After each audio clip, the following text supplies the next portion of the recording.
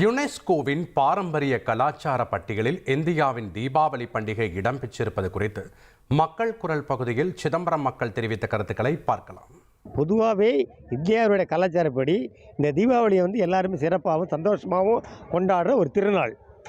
அதனால் அந்த யுனெஸ்கோவில் சேர்த்தது ரொம்ப பெருமை, எல்லாருக்குமே பெருமையாக இருக்குது. அதனால் மக்கள் அந்த ஒரு நாள் பண்டிகையை ரொம்ப சிறப்பாகவும் நல்ல முறையிலையும் சந்தோஷமாகவும் கும்பிட்டுக்கிட்டு இருக்காங்க. அது ரொம்ப வேண்டி நாங்கள் வந்ததுக்கு ரொம்ப சந்தோஷப்படுறோம் எல்லாருமே. பெருமை மிக்க ஒரு விஷயம் அது. இது நம்ம இந்தியாவில் உள்ள அனைத்து மக்களும் ரொம்ப சிறப்பாக கொண்டாடுறாங்க. எல்லா மாநிலமும் சிறப்பாக கொண்டாடப்படுகிறது. எல்லா இன மக்களும், அதாவது இன மக்கள்னால் நம்ம இந்துக்கள் உடைய பண்டிகை இது எல்லா இனத்தவரும் தீபாவளிக்கு தீப ஒளி ஏற்றி கொண்டாடுறது வழக்கம். அப்புறம் புத்தாடை அணிவித்து ரொம்ப ஆனந்தமாக இருப்பாங்க.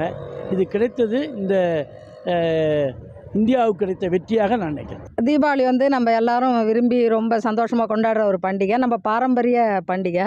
இதை யுனெஸ்கோ பாரம்பரிய பண்டிகையில் சேர்த்தது ரொம்ப பெருமையான விஷயம்.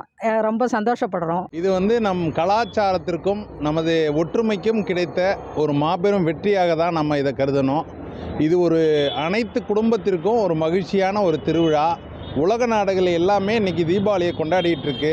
இந்திய பெருமக்களாகிய நாம் இதை இன்னும் சிரத்தையோட, இன்னும் ஒற்றுமையோட, இன்னும் அனைத்து பிரிவினரும் இணைந்து இதை நம்ம இன்னும் கொண்டாடணும். இந்திய பொருட்களையே வாங்கணும் அப்படின்றது தான் என்னுடைய கருத்தை நான் இதில் பதிவு பண்ணுறேன். மக்கள் குரல் பகுதியில் சிதம்பரம் மக்கள் தெரிவித்த கருத்துக்களை நாம் பார்த்தோம்.